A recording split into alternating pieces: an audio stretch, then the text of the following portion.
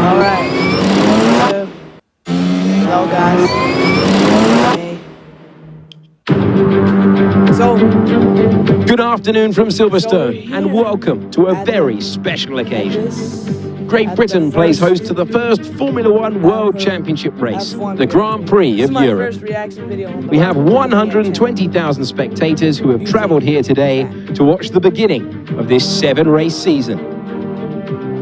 We're in a land where the accents change noticeably every 25 miles. The country which gave us Shakespeare, Christie, Potter and Darwin. And we have King George VI and Queen Elizabeth watching today's race. I'm sure the Royals will be back every year.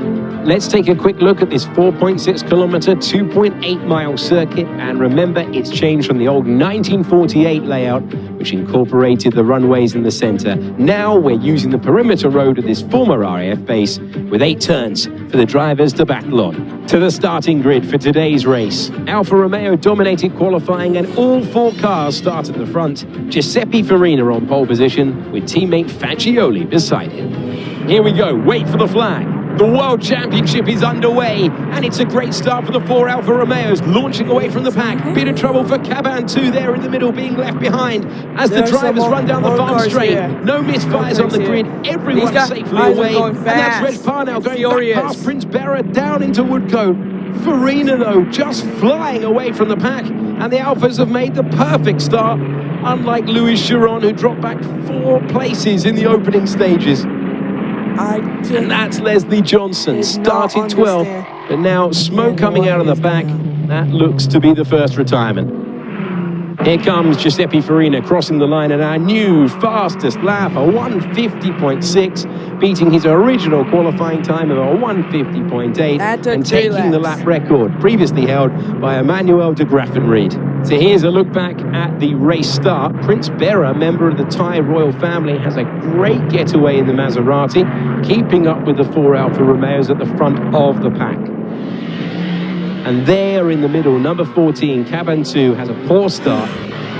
He's swallowed by the field and loses 4 places. To Copse Corner, Farina is down to second, having made his pit stop, but now it's a battle. He's all over Juan Manuel Fangio, pulling alongside and going through. Giuseppe Farina takes back the lead. Now we've got a yellow flag down at Maggots. It's the number 20 Maserati that's broken down. Graffenried safely out of the car, thankfully. And that makes it 5 retirements so far today. Reg Parnell comes in for his second pit stop. None of the teams are changing tyres, just refueling. He started 4th, gained 2 positions.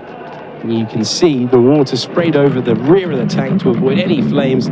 That's a good job by the crew. A stop of 25.2 seconds. Okay.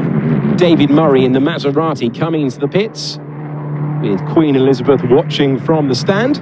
I didn't even know Queen Elizabeth. Here's Murray's engine has overheated, and they're trying to cool it best they can there with some water. 44 laps left. Back on track, the Talbot teammates Caban 2 and Rosier are having a good scrap here. And Caban 2 regains 5th position. Now we return to the pit lane, and Murray's car has been retired. And that's Fangio! Fangio pulling into the pits.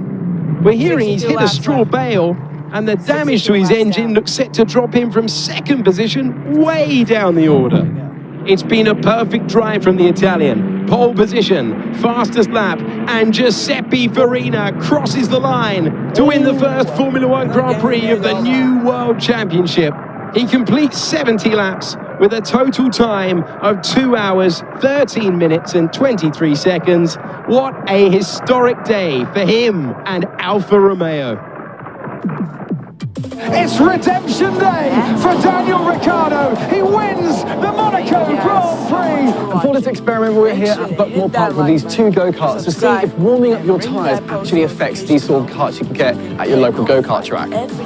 Whoa! Johnny Wick! Oh, come on!